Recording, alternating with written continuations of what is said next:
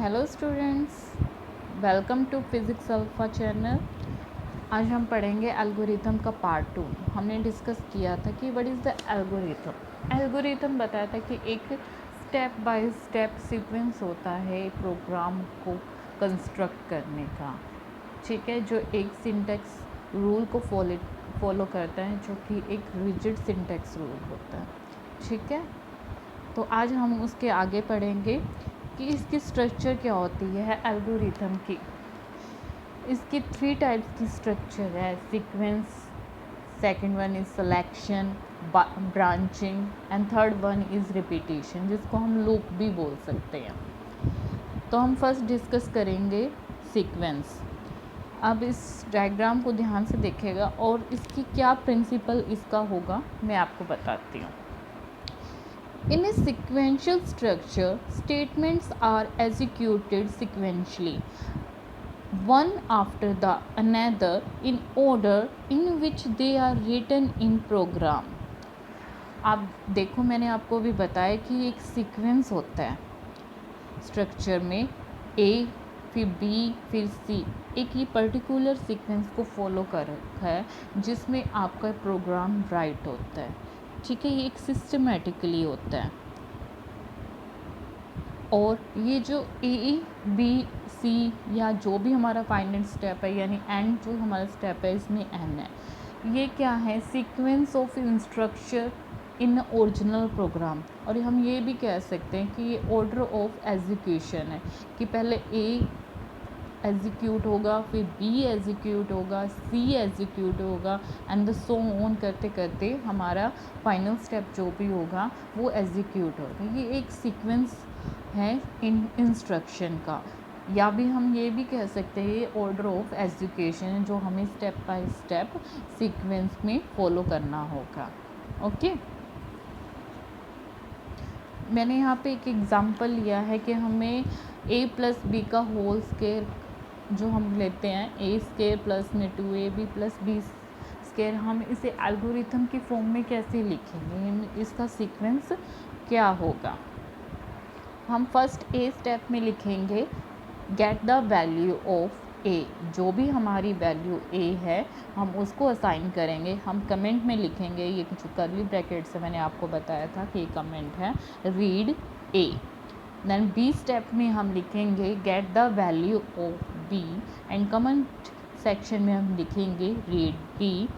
See step में लिखेंगे calculate ए की पावर 2, कॉल इट आर, जो भी ए की पावर 2 बनेंगे हम उसे आर बोलेंगे। और फिर हमने कमेंट सेक्शन में लिखा है कि जो भी ए की स्क्वायर की वैल्यू आएगी वो आर में जाएगी, यानी उसको आर असाइन किया हुआ है। ये असाइनमेंट सिंबल लगा रखा है, जो एरो है इसको आर असाइन कर दें। फिर डी स्टेप में लिखेंगे calculate 2ab, call it S, जो भी वैल्यू आएगी 2ab को उसको एस बोलेंगे। और 2 स्टार ए स्टार बी, ये जो भी इसकी वैल्यू होएगी वो एस में असाइन कर दें। ई स्टेप में हम लिखेंगे कि कैलकुलेट बी की पावर 2, कॉल इट टी, जो भी बी की पावर 2 होएगी उसे टी मेंशन करेंगे और बी की पावर 2 को हम टी असाइन करेंगे। एफ स्टेप देखेंगे हम, find the sum of R S T, जो find the sum of R S T, इन तीनों का सम करके जो भी वैल्यू होएगी वो होएगी एम, और जो इसको हमने असाइन किया हुआ है एम, ठीक है। आर एस टी हमारा ये वाला है, क्योंकि हमने ए स्क्वायर को आर असाइन किया हुआ है, 2ab को हमने एस असाइन किया हुआ है, बी की पावर 2 को हमने टी असाइन किया है, और हमें तीनों का टोटल ही तो चाहिए, ठीक है। वो किस में मेंशन हो जाएगी, एम में।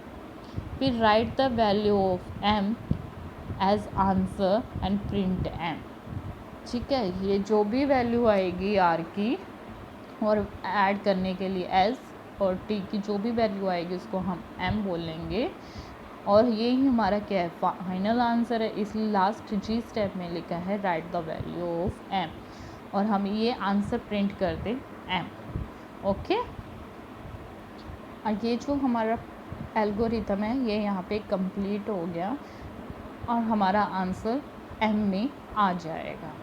हमें कुछ बातों का इसमें बहुत ही ध्यान रखना है। वो क्या है कि एक ही टाइम में एक ही स्टेप पॉसिबल होगा। आप 2 स्टेप को एक साथ नहीं कर सकते। आपको एक ही टाइम में एक ही स्टेप फॉलो करना है। मैंने जैसे इसे एग्जांपल दे रखा है कि gate the value of A, read ए। मैंने यहाँ पे ए भी और 2a भी नहीं लिखा है, इसको अलग अलग स्टेप में लिखा है। इसलिए हमेशा यह इम्पोर्टेंट पॉइंट है ये इसका कि ध्यान रखना कि ये एक ही टाइम में एक ही स्टेप फॉलो करना है एल्गोरिथम में। और every step of the algorithm is carried out once. ये सभी एक बार ही आएगा, जो भी स्टेप है कोई भी रिपीट नहीं होएगा और कोई भी डिलीट नहीं होना चाहिए कि आप उसे अवॉइड कर दो कि ये स्टेप नेसेसरी नहीं है तो हम इसे नहीं राइट करेंगे। Each and every step is important but repeat नहीं होना चाहिए। The order of carrying out the step of the algorithm is the same as they which they are written. जैसे आपने लिखा है बिल्कुल वैसे ही आपको एल्गोरिथम का राइट करना है, वैसे ही ऑर्डर वैसे ही सीक्वेंस में आपको एल्गोरिथम राइट करना है जिस वे में है। Termination of the last step of algorithm indicates the end of algorithm. जो हमारे टर्मिनेशन है वो एक लास्ट स्टेप है एल्गोरिथम का, ठीक है, जिससे हमें ये पता चलेगा कि ये एल्गोरिथम का एंड हो चुका है। Next is branching. ब्रांचिंग से as you can see in the figure आपको दिखेगी कि ये ब्रांचिंग का एग्जाम्पल है। हम इसके प्रिंसिपल पे चलते हैं। पहले इसका क्या प्रिंसिपल है? The selection structure is based on tasting a condition. हम ब्रांचिंग को सिलेक्शन भी लिख सकते हैं क्योंकि हमें इसमें 2 ऑप्शन सेलेक्ट करने हैं और दिखने में ये बिल्कुल एक ब्रांच की तरह है। Okay, the selection structure is based on testing a condition in which one of a step of alternative statement is executed। दोनों सेम नहीं होंगे। इसमें जो भी हमने इसमें ब्रांच के या कंडीशन रखी है वो सेम नहीं है। फॉर एग्जांपल है यहाँ पे हमने कंडीशन दे रखी है 2 इज़ ग्रेटर देन 3, ठीक है, या फिर हम 2 इज़ ग्रेटर देन n लिखा हुआ है, ठीक है, हमें n की वैल्यू नहीं पता, ठीक है। और यहाँ पे हमने अगर हमारे पास 4 है, क्या 2 की इज़ ग्रेटर देन 4? नो, तो हम फॉल्स स्टेटमेंट को फॉलो करेंगे और यहाँ पे हमने अपना आंसर राइट कर देना है कि नहीं है। फिर हमें और कंडीशन भी मिल सकती है, ठीक है, जो भी आंसर आएगा वो टर्मिनेट होके नीचे आ जाएगा। और फिर अगर कंडीशन 1 आता है, n की वैल्यू हम 1 असाइन कर देते हैं, 2 is greater than 1, then yes, then print the answer, ठीक है। यहाँ तो येस होएगी कंडीशन या नो होएगी, ट्रू और फॉल्स में से कोई भी एक ऐसी कंडीशन है अप्लाई हो जाएगी अगर हमारी कंडीशन को सेटिस्फाई करेगी। दोनों ही सेम तरह की कंडीशन नहीं आ सकती। तो फ़ायदा ही क्या है सिलेक्शन रूल करने का या ब्रांचिंग करने का। ओके, इसमें बहुत सारे पार्ट्स होते हैं इस ब्रांचिंग में। इसको फॉलो करवाने के लिए इफ़ डू स्टेटमेंट है, ओनली इफ़ स्टेटमेंट है, इफ़ देन स्टेटमेंट है, स्विच केस स्टेटमेंट है, इफ़ देन एल्स स्टेटमेंट है। इसमें बहुत सारे टाइप बनते हैं। हमें आंसर हमारा नेगेटिव भी हो सकता है, पॉजिटिव भी हो सकता है, ठीक है। यहाँ पे मैंने एक छोटा सा एग्जांपल लिखा हुआ है। कोई भी डाटा दे रखा है, हमें रिज़ल्ट चाहिए, how to write algorithm X2E initialising.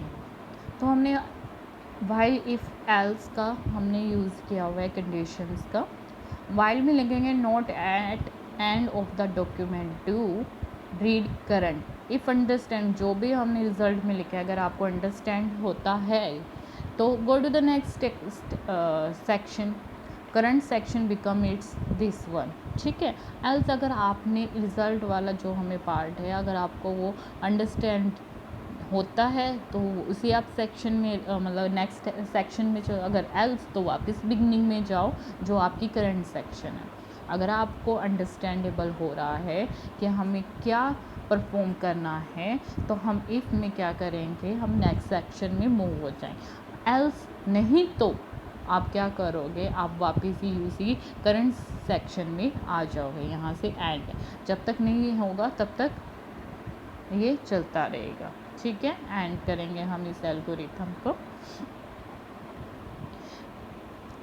This execute the algorithm which has an ability to choose the step। इसमें वो हम चूज़ कर पाएंगे एबिलिटी को, ये इसकी एबिलिटी है, एक स्टेप को हम चूज़ कर पाएंगे, वो यस में होगा या नो में होगा। तो वो चूजिंग द स्टेप है, दोनों एक साथ नहीं हो सकते, या तो ट्रू वाली कंडीशन को चूज़ करना पड़ेगा या फॉल्स वाली कंडीशन को चूज़ करना पड़ेगा। ये डिपेंड करेगा क्या सर्कमस्टांसेस आते हैं या क्या कंडीशन आती है, ठीक है। रिजल्ट क्या हो सकता है, नॉन नेगेटिव भी हो सकता है, नेगेटिव भी हो सकता है। इस एबिलिटी को हम कहेंगे सिलेक्शन, ठीक है। अब हम पढ़ेंगे लूप्स या रिपीटेशन। अब इसका प्रिंसिपल हम पढ़ते हैं कि क्या है, इसका प्रिंसिपल क्या है, मैं आपको बताती हूँ। A group of statement is repeated again and again based on the value of logical control variable finite number of times। कहती है इसमें ग्रुप ऑफ स्टेटमेंट हो सकता है, बहुत सारे ग्रुप का स्टेटमेंट होएगा जो जिस पे हमारा रिपीट पे रिपीट चलेगा जब तक हमारी कंडीशन सेटिस्फाई नहीं हो सकती। इसमें फाइनाइट नंबर ऑफ टाइम्स है, इनफाइनाइट नहीं होगा। एल्गोरिथम कभी भी इनफाइनाइट नंबर स्टेप्स नहीं होते, हमेशा फाइनाइट स्टेप। कंडीशन सेटिस्फाई होगी तब तक हमें ये लूप चलता रहेगा अगेन एंड अगेन। अब हम पढ़ेंगे इसके पार्ट्स क्या हैं, इसकी कैटेगरी क्या है। तो पहली कैटेगरी आती है इसकी pre tested loop. Pre tested loop में क्या होता है, जो कंट्रोल कंडीशन है are used before the start of loop execution. If the conditions are not satisfied, then the body of the loop will not be executed at all। अगर कुछ हमारी condition start करने से पहले लूप के test करी जाती है, अगर कंडीशन हमारी सेटिस्फाई नहीं है तो वो लूप एग्जीक्यूट नहीं होगा, इसे बोलेंगे प्री टेस्टेड लूप, ठीक है। क्या होएगा कि control condition are you tested before the start of the loop execution. अगर वो कंडीशन सेटिस्फाई नहीं है, अगर आपने कंडीशन ही गलत लिखी है तो वो लूप स्टार्ट ही नहीं होगा। फिर होता है पोस्ट टेस्टेड लूप। पोस्ट से ही इंडिकेट हो जाता है कि पोस्ट क्या होता है बाद में। The test of conditions are perform at the end of the loop, ठीक है। The loop is executed unconditional at least once, ठीक है। ये कंडीशन कब परफॉर्म करेगी, एंड ऑफ द लूप में, जहाँ पे कोई भी अनकंडीशनल नहीं होगा, कोई भी कंडीशन नहीं होगी एक बार भी नहीं, ओके। तो ये होता है हमारा पोस्ट टेस्टेड लूप। कौन कौन से पढ़े हमने, प्री टेस्टेड लूप और पोस्ट टेस्टेड। इसके हमें प्रोग्राम स्टार्ट करने से पहले इसकी एल्गोरिथम को हमने बहुत ही अच्छे से उसकी कंडीशन सेटिस्फाई हो रही है कि अच्छे से ध्यान देना है। जो हमारी एल्गोरिथम है it should be the fully documented. Fully documented का क्या मीनिंग है, यहाँ पे क्लियर होगा एंड प्रिसाइज कमेंट के साथ होना चाहिए ताकि कोई एरर ना आए। It will be great help to the program in debugging process, ठीक है। ये प्रोग्रामर जो भी होगा उसके लिए बहुत बड़ी हेल्प हो जाएगी अगर हम कमेंट सेक्शन में अच्छे से साफ सुथरा लिखेंगे, ठीक है। Comment should be present before the instruction से पहले हमें कमेंट होना बहुत ज़रूरी है। It can be done by explaining the objective meanings of the instruction, ठीक है। यह इसमें मैंने आपको फिगर में शो किया हुआ है। पहला है स्टार्ट, जहाँ पे हमने अपनी वो डाटा को राइट करवाएंगे, वैल्यू असाइन करवाएंगे, हमें क्या चाहिए, ठीक है। कंडीशन है, फॉर एग्जांपल हमने कंडीशन रखी है यहाँ पे फैक्टोरियल की। फैक्टोरियल में क्या करना होता है, हमें फार्मूला लिखेंगे, राइट करेंगे, एन की वैल्यू असाइन करेंगे, तब तक करवाएंगे जब तक हमें 6 है, हमने स्टार्ट किया है 1 से, हमें 1 2 3 4 5 6 तक लेके आना है। तो स्टेटमेंट ब्लॉक हो जाएगी, यहाँ पे पहला 1 डालेंगे, स्टेटमेंट ब्लॉक हो जाएगी, हमें हम क्या चाहिए, 2 चाहिए, फिर 3 चाहिए, ये वापस चेक कंडीशन में जाती रहेगी जब तक हमारे पास 6 नहीं आ जाता। ये अभी मैंने आपको एग्जांपल कराऊंगी तो जिससे आपको ये चार्ट समझ में आ जाएगा, ठीक है। फिर एग्ज़िट लूप है, जैसे ही हमारी सारी कंडीशन फुलफ़िल हो जाएगी तो वैसे ही एग्ज़िट लूप हो जाएगा, फिर हमारा प्रोग्राम स्टॉप हो जाएगा। अब यहाँ पे देखो हमने क्या लिखा हुआ है, फैक्टोरियल नंबर है, स्टार्ट किया, हमने नंबर असाइन किया, क्या चाहिए, मैं रीड द नंबर, इनिशलाइज़ करेंगे, आई की वैल्यू 1, आई को असाइन करेंगे, उसकी फेस वैल्यू भी क्या रहेगी 1। ये हमारा लूप स्टार्ट हो जाएगा यहाँ से। Repeat step 4 through 6 until I is equal to 9, जब तक आई n तक ना आ जाए तब तक ये स्टेप 4 से लेकर 6 तक रिपीट हो जाए, यानी ये स्टेटमेंट ब्लॉक से लेकर वापस ये चेक कंडीशन में आता जाए, ठीक है। जैसे ही उससे ग्रेटर देन आ जाएगी वैसे ही ये कंडीशन फॉल्स हो जाएगी, वो एग्जिट लूप से बाहर आ जाएगा। Repeat step 4 through 6 until I is equal to n, जब तक आई की वैल्यू n ना आ जाए तब तक ये कंडीशन सेटिस्फाई आ जाएगी, ओके।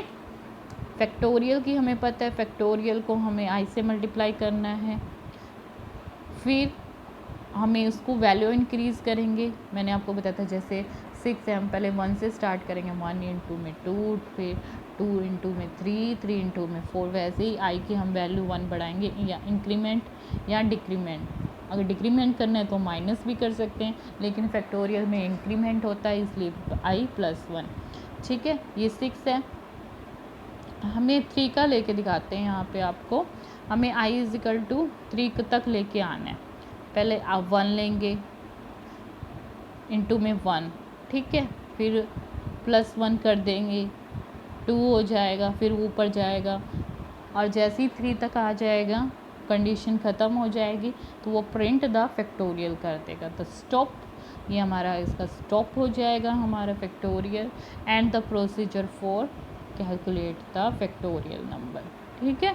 समझ में आया ये आपको कि हमें पहले वैल्यू असाइन करानी पड़ेगी, हमें आई को 1 लेना है जब तक n ना आ जाए, क्योंकि हमें फेस वैल्यू क्या है इसमें भी 1 है। फैक्टोरियल के लिए यूज़ किया f, ठीक है, फेस या बाय मिस्टेक ही टाइप हो गया है e, ठीक है। फैक्टोरियल हमारा 1 है, फैक्टोरियल 1 इंटू में 1 इंटू 1 1 रहेगा, फिर हमने 1 की वैल्यू 2 कर देंगे तो 1 इंटू में 2, फिर वापस जाएंगे फैक्टोरियल में, प्रिंट फैक्ट हो जाएगा ना, वो तो 2 का 2 ही रह जाएगा, 2 हो जाएगा, फिर हमें आई की वैल्यू 3 कर देंगे, 2 इंटू में 3 क्या हो जाएगा 6, हमें 3 फैक्टोरियल का आंसर क्या मिल गया 6 मिल गया, ओके। तो थैंक यू सो मच।